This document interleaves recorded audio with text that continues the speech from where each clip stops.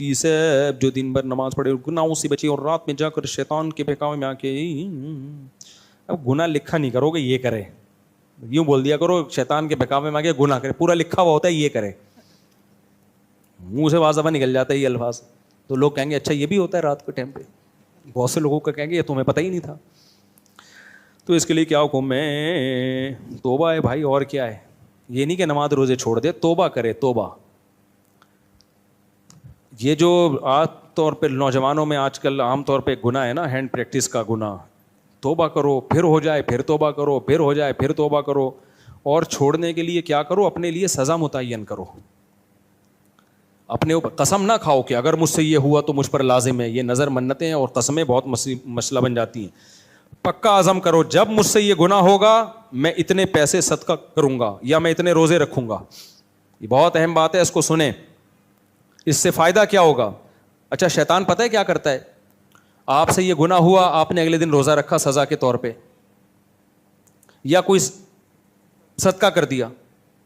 जो बहुत ज़्यादा धत्ती होते हैं उनको तो हम रोज़ा रखने से मना करते हैं, क्योंकि वो रोज़े में भी ये कर रहे होते हैं। फिर बड़ी बड़ी फिल्में हैं भाई मार्केट में चल रही हैं, वो रोज़े में फिर रोज़ा भी नहीं रख रहे होते, रोज़े में ये काम तो और ज़्यादा गुनाह है, रोज़ा भी गया तुम्हारा।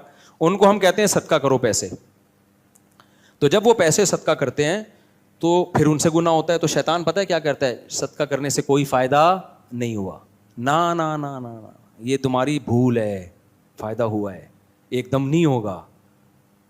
फिर अगर हो गया है सदका करो, फिर हो गया है सदका करो, तौबा भी करो, सदका भी करो। होगा पता है क्या? कुछ दिनों में ये गुनाह अगर दिन में 6 दफ़ा हो रहा था तो 3 दफ़ा हो जाएगा, 3 दफ़ा हो रहा था तो 2 दफ़ा हो जाएगा, 2 दफ़ा हो रहा था तो 1 दफ़ा हो जाएगा। और बड़ी बात यह है कि बिलफर्ज गुनाह नहीं भी छूट रहा तो जिस पलड़े में गुनाह आके रखे जा रहे हैं, नेकी का पलड़ा भी तो भारी हो रहा है ना उसी हिसाब से। नहीं आ रही मेरा ख्याल है बात? फर्ज करो गुनाह नहीं भी छूटा, नहीं भी छूटा, तो जहां तराजू के पलड़े में गुनाह आ रहे हैं तो अल्लाह जालिम थोड़ी है कि गुनाहों को तोले नेकियों का ना तोले। वो सदक़े की नेकी को भी तो दूसरे पल्ले में लाके रखेगा।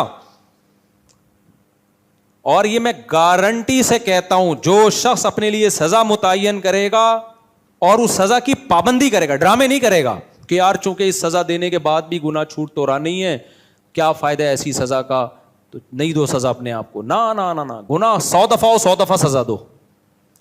तो मैं गारंटी से कह रहा हूं इंशाल्लाह ये गुनाह उससे देर से छूटेगा लेकिन छूट जाएगा। तो चंद बातें बताऊं। पहली बात, गुनाह छूटेगा उससे इंशाल्लाह। नहीं छूटा कम हो जाएगा, तो ये भी कम फायदा है क्या भाई? एक बड़ा चोर है एक छोटा चोर है, तो दोनों में फर्क है ना। चप्पल चोरी करते हुए पकड़ा जाए तो क्या क्या करोगे उसके साथ? ये थोड़ी कि जेलों में डाल दोगे उसको और वही वो कौन है यार, नैप वाले आ जाएंगे, ऐसा थोड़ी होगा। और एक है करोड़ों रुपए की चोरी करना, बतौर मिसाल, जो अभी क्या मिसाल दूं सबको बताइए। तो इससे पहला फायदा क्या होगा? कफारा देने से, जुर्माना देने से गुनाह एक ना एक दिन इंशाअल्लाह छूटेगा। नंबर 2, नहीं भी छूटा कम हो जाएगा, ये भी बहुत बड़ा फायदा है। नहीं भी कम हुआ तो जितनी दफा गुनाह हो रहा है उतनी तराजू में नेकियां आ रही हैं, ये फायदा होगा। चौथा फायदा क्या होगा? मजीद आगे नहीं जाओगे, ब्रेक लग जाएगी वहीं तक। वरना जो ये काम करते हैं ना वो यहां तक रुकते नहीं हैं। हर गुनाह में ताकत है, अपने से बड़े गुनाह की तरफ खींचता है।